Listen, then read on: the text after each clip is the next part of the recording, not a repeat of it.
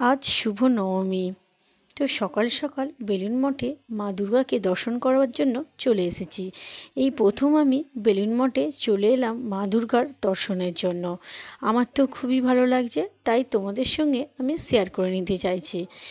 ভেতরটা তো ঢুকেই পড়েছি, দেখো কত ভিড়, কতজন যাচ্ছে মা দুর্গার দর্শনের জন্য বেলুন মঠে।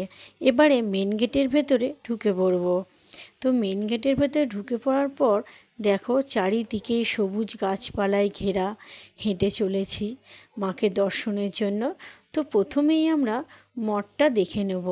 ফুল রয়েছে চারিদিকে, কি সুন্দর লাগছে। এবারে তোমাদের কাছ থেকে দেখাই মঠটা কি সুন্দর লাগছে। দেখো তোমাদের কেমন লাগছে মঠটা, অবশ্যই আমাকে কিন্তু জানাবে।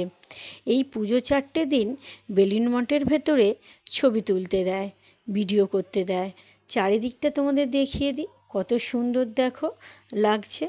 মঠটা চারিদিকে দেখার পর গঙ্গার পাড়ে চলে যাব। তো গঙ্গার পাড়টা দেখাবো না তাই কখনো হয়? তো গঙ্গার পাড়টা তোমাদের দেখিয়ে দিই, কি সুন্দর লাগছে দেখো।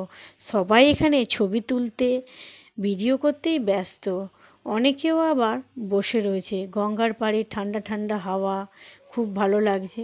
আর গঙ্গার ঘাটটাতে চানও করছে সবাই, খুব সুন্দর পরিবেশ একটা।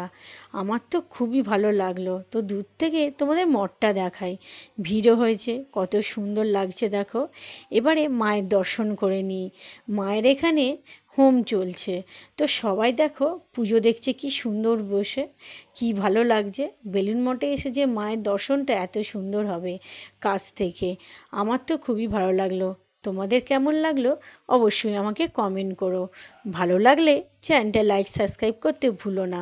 এখানকার মহারাজরা খুব নিষ্ঠাভাবে পুজো করেন। তো আজকের মতন আমি রাখছি।